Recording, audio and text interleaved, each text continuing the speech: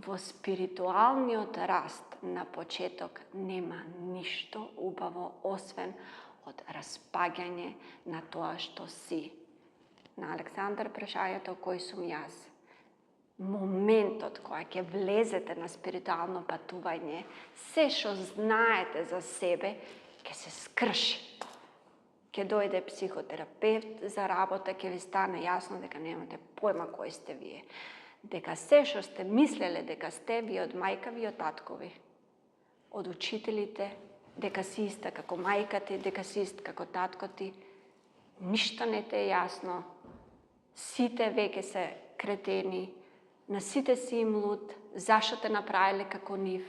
Како сега на 40 години да постанеш ти? Кој си ти? Шо сега книги треба да читаш? Сваќаш дека 20 години книгите за спиритуален раст и развој што си ги читал, ништо не направиле.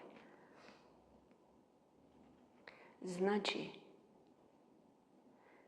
убаво е што влагаме во спиритуален процес, во раст на нашето спиритуално јас. Знаеме, сите имаме спиритуално јас, ментално јас, емоционално јас и физичко јас. И како комплет имаме холистички едно цело.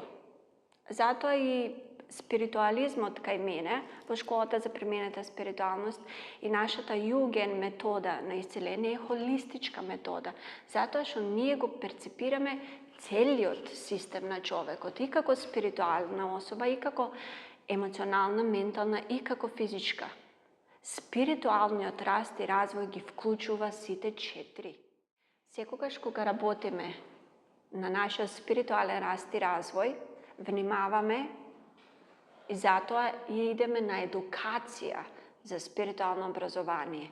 Многу пати ви имам повторено, значи иде спиритуално, ментално, емоционално, физичко или физичко, емоционално, ментално, спиритуално.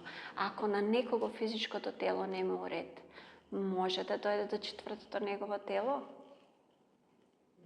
Не може.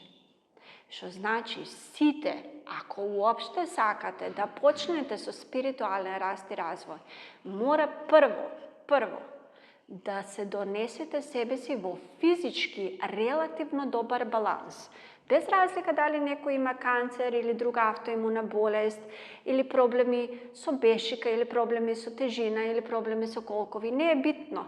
Ама посветете време, работете на себе, донесете го вашето тело физички спремно. Само човек што има јак одбранбен систем и доволно флексибилен да знае кога да држи гард, кога да пушти, што значи животот го навежбал, може да се носи со спиритуалното, може да се носи со Бога, може да се носи со ангелите и нивната јачина, може да се носи со злобата на другите, што е слободна волја.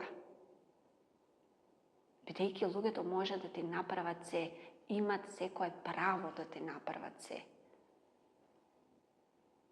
Само човек што доволно има проголтано, доволно знае, може да ги разбере универзумските закони, потоа ги бираме учениците. Само особа што има доста изорано ни живот, може да биде дел од својот спиритуален раст.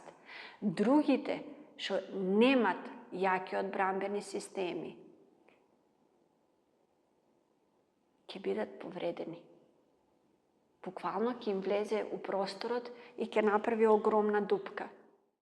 Спиритуализмот, спиритуалниот пат бара да вие ги симнете сите ваши одбранбени механизми, да вие ја видите реалноста на сопствениот живот и да преземете нешто врска со тоа, ако навистина сакате да најдете мир, сакате да си ги решите проблемите за 15 минути, сакате да видите кој сум јас.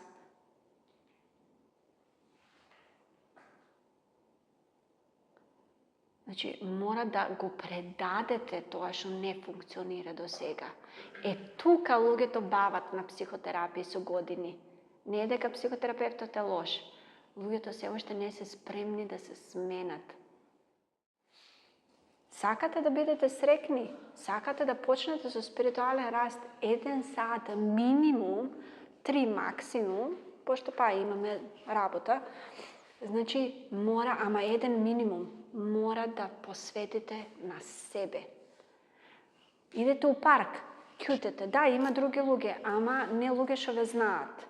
Значи, најдете време, станувајте порано пред сите, легнувајте покасно од која сите ќе си легнат. Само така можете да бидете среќни. Секој ден во спиритуалното има огромна дисциплина. За едно физичко тело што е смртно, па треба секој ден да вежбаме. Секој ден. А па замислете за спиритот што е бесмртен. Колку треба да му посветуваме внимание, бидејќи него го имаме за цел живот, а животот е бесмртен.